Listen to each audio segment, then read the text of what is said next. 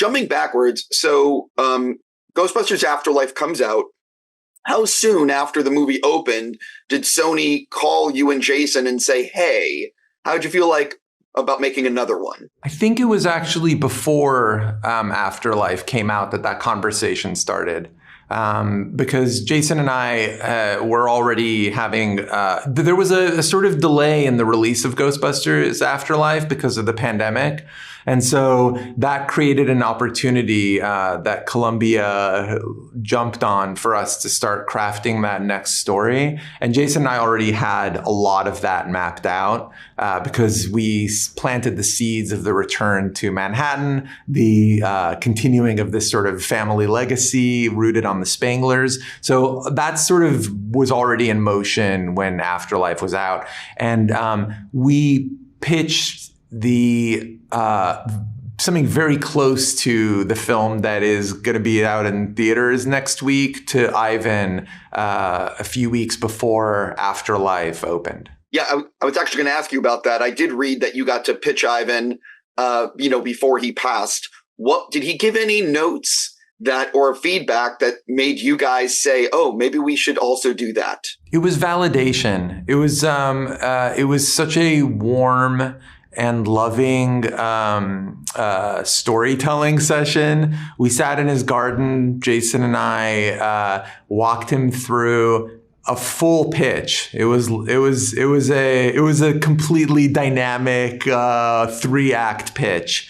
And he was so happy to hear about the confident return to New York City, happy to hear about the interplay of the legacy or OG Ghostbusters with our new Spengler family characters and the inclusion of our new characters in this story. We already knew we were writing for Kumail Nanjiani with this character Nadim, and that arc was already pretty well fleshed out in that pitch. And I just remember it being an incredibly warm and validating experience. How did you guys decide on the antagonist of the film? You know what I mean? Like, and was it ever going to be somebody else? No, I mean, I think that the character of Gaka was a character that was rooted out of we knew we were expanding the mythology beyond the Gozerian, beyond the Sumerian, right? And so it meant that we had the opportunity to draw on some other traditions of ghosts and ghost busting. And that opened up an entire avenue of research for us. We were writing a lot in London where I live now. And so that meant that we were able to take walks into the British Museum, into the halls of antiquity, and get organic inspiration from artifacts. We knew that ancient artifacts were going to play a role in this story from very early on, that the ability of spirits to inhabit objects was going to be a central thread running like a ribbon through this story. And Gaka came out of a desire to create an entirely new and nightmarish presence in this story. And I drew an inspiration in writing this character from the sort of characters that moved me as a young film lover, like some of the creatures in Seventh Voyage of Sinbad, where there was a sort of visceral, tactile sense to the characters on screen, something that felt both alive and storybook at the same time. Those were always the experiences that moved me and terrified me as a young film lover. And so that was a kind of core inspiration for Gaka. Bill Murray is in this film. When you guys were writing, the thing about Bill is he's a loose cannon. You really don't know what's going to happen as far as, you know what I mean? So when you were talking with him about being in the movie, was he like, I'll do a big role? Was he like, I'll work 4 days? Like, how was that figured out? You know what I mean? Well, you know very well that Bill and I have a history because we made a movie together in 2007, a movie that almost cost you your life. And that was the Hall H experience, and we won't go into too much. But it was it opened the door for Bill and I to to have a relationship that has remained dynamic over the years. We've stayed friends. We've kept in touch. When I reached out to him to say that we were creating a story for Peter Venkman in this film, he was really enthusiastic. What I've learned coming into this from the outside as a fan, stepping into the ring of Ghostbusters, is that actually these legendary actors who one can approach with reverence because they've changed the course of our filmmaking lives. They love their characters. They love these stories so much. It really is, for them, an absolute gesture of affection every time they put on the flight suit.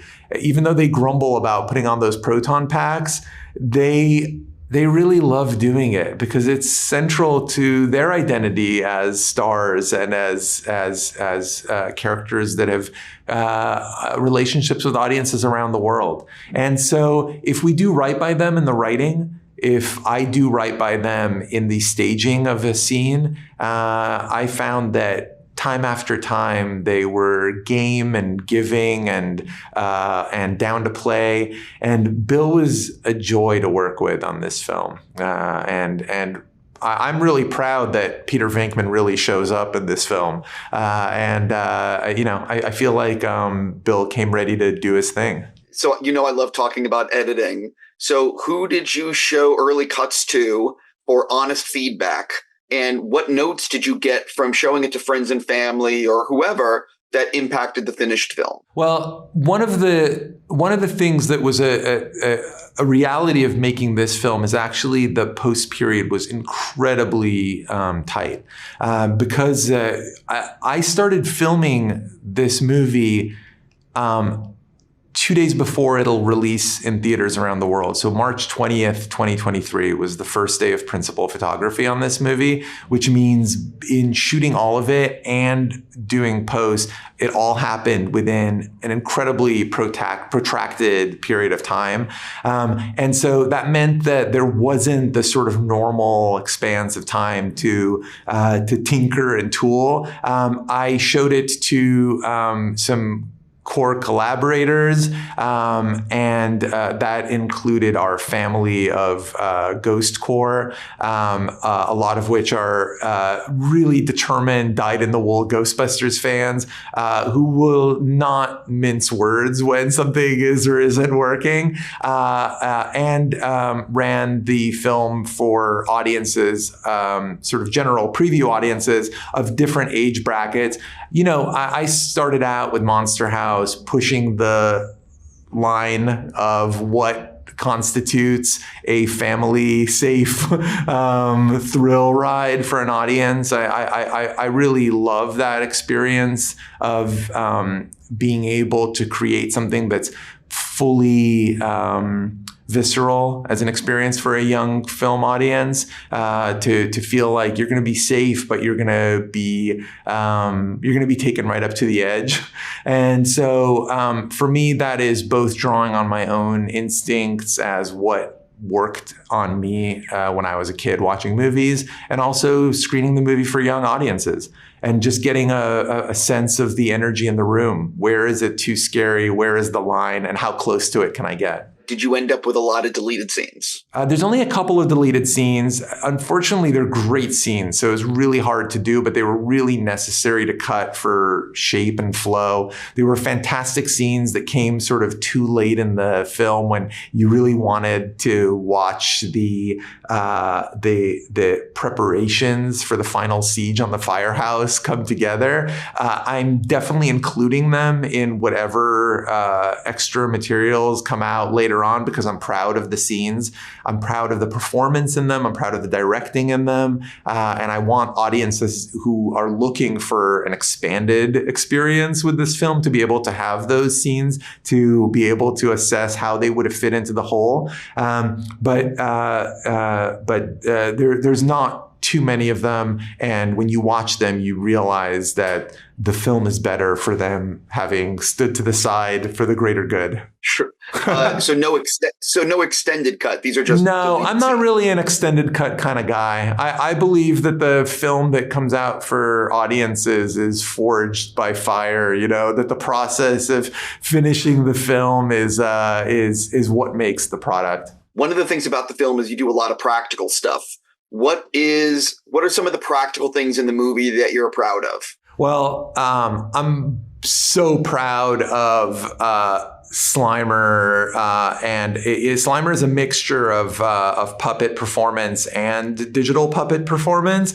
But the real puppet performance, specifically one of his last and most iconic moments on screen, which I don't want to spoil, but audiences will know it. He's putting something big into his mouth, and that moment was such an absolute thrill to direct. I was there hurling the objects into this poor puppet's mouth. It takes 3 puppeteers to bring Slimer to life, and it was done in the exact same way that Boss Films did it in 1984. Arjen van Tooten was our creature designer. He used the exact same molds and the same formulation for foam material for the puppet, and in fact used some of the scraps of the original foam from the 1984 puppet in this stew that created our material for this. So that I'm really proud of. We had an extraordinary special effects team, and they were every single thing that I threw at them, they were able to build. And one of the things that was like an absolute unbelievable thrill to sketch out and then watch be executed was the Frozen Adventurers and their collapse. Each of those is 100% in-camera effect. There is no digital work in those collapses. So those, I cast the actors. Ruth Myers, one of our 2 costume designers, created their looks. Hair and makeup did their thing. We had full body molds and scans made of the performers in costume. And then SFX figured out a way to create a sort of sugar glass molding process for entire human performers, and then rig them with cables so that on cue they could shatter. And you cannot imagine how high stakes each of those moments of photography was. One of them collapsed prematurely, but the rest of them all went off like clockwork, and it was magic to see it happen on set. It's, this is why we do this stuff. Absolutely. I'm almost out of time with you, so I do need to touch on SNL 1975, which obviously I'm incredibly excited to see. I know that you and Jason interviewed crew members and the living cast members to make the film. Where did you feel like you could take liberties with the story, and where did you feel like we need to be as accurate as we can in telling this? There are absolute liberties. I mean, we took themes and events that occurred across several months of the mounting of that show, and were able to weave them into the architecture of the events of that first night. So it's a love letter to the changing of culture and of comedy in that happened in 8H in 1975. The experience of interviewing those writers and crew members, cast members, will go down in my lifetime as one of the sort of high water creative experiences. We would finish each of those interviews, and Jason and I would just stare at each other for minutes after it, just processing the stories we just heard, and filled notebooks with them. By the time it came down to writing that thing, we just exploded. We had so many stories, so many moments we were bursting to put on camera. We just couldn't wait to do it. I got to wrap with you, but just real quick, is the movie taking place over like a week or two? No, it's in real time. It's in real time. It's the 90 minutes leading up to, I think Jason's already said that. Otherwise, I want to be careful not to jump the gun before it, because I want Jason to be able to properly set this one up when he's ready to come out and do press. But I'm so excited about it. It's an absolute love letter to, for us, that was comedy school growing up, was SNL. And so, we're beyond thrilled and honored to be able to tell that story. Congrats on the movie. I got to go. I wish you nothing but the best. Thank you so much. Really good to see you again, man.